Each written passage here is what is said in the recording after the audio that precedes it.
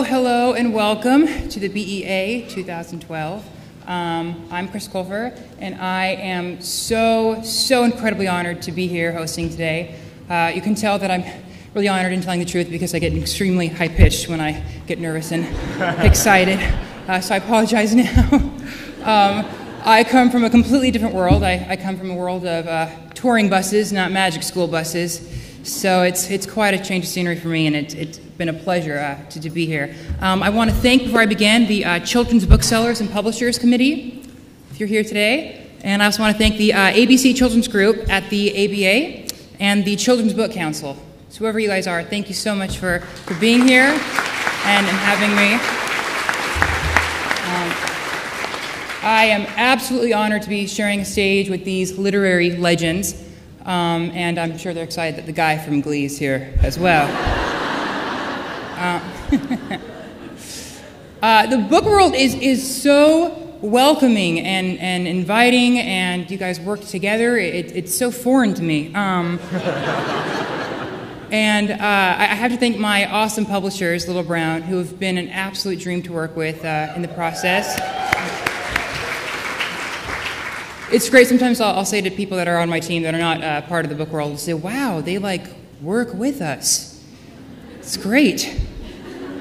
But you can't really say much about your family or your pet cat without someone going, can it be a book?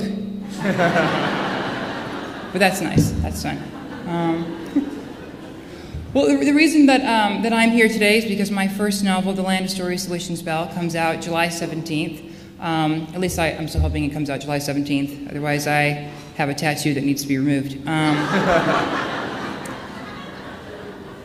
And my story with The Land of Stories is it's something that I've wanted to do since I was a wee kid of 10 years old, and have promised myself that I would eventually do it, and finally found a platform to launch a book. And so here I am with Little Brown publishing it. And when I was younger, I was absolutely obsessed with fairy tales, and my mother used to read them to me every night before I would go to bed. And her book that she'd read from was so different from every other treasury of fairy tales I've ever seen, because the pictures inside of it were not illustrations, but photographs of these dolls positioned in various situations of action that the story was telling.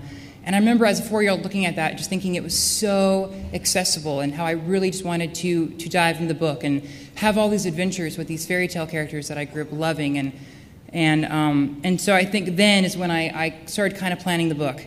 And then when I was about 10, I decided that I was going to collect all these adventures that I daydreamed about and turn it into a book, because I thought other kids would like to have these adventures as well. My grandmother was my very first editor. And I used to write chapters every day for her, and each chapter was 2 pages long at the time. And I would go to her house, and I would give her a chapter a day, and she'd read it over, she'd grammar correct and get all the spelling errors out. And if she liked it, she'd keep it, but if she didn't like it, she'd throw it away and tell me I could do better. And I'm so glad that she did. I used to bring those chapters to my co-workers at the community theater that I was working at the time. And I would bring them like chapter 1 one night, and then the next night I'd bring them chapter 14. Because I was a kid, I didn't bother with, consistency or anything like that. And they used to say, Chris, where's chapter 2 through 12? And I'd say, well, I just didn't get to it yet. So they were the first people to ever get any kind of a copy of The Land of Stories. So I wonder if they're excited as much as I am now. It's really strange because I am from the Hollywood world, and usually Hollywood has a very big imagination when it comes to actors. Unless you try to venture out into another venue, then they kind of look at you very strangely. Everyone kind of expects me to do some kind of form of glee with everything that I do in the future. And these next questions I'm going to read are actual questions that I have been asked on red carpets by reporters and journalists who think it's kind of strange that I'm doing a book instead of per se an album or another movie or something. So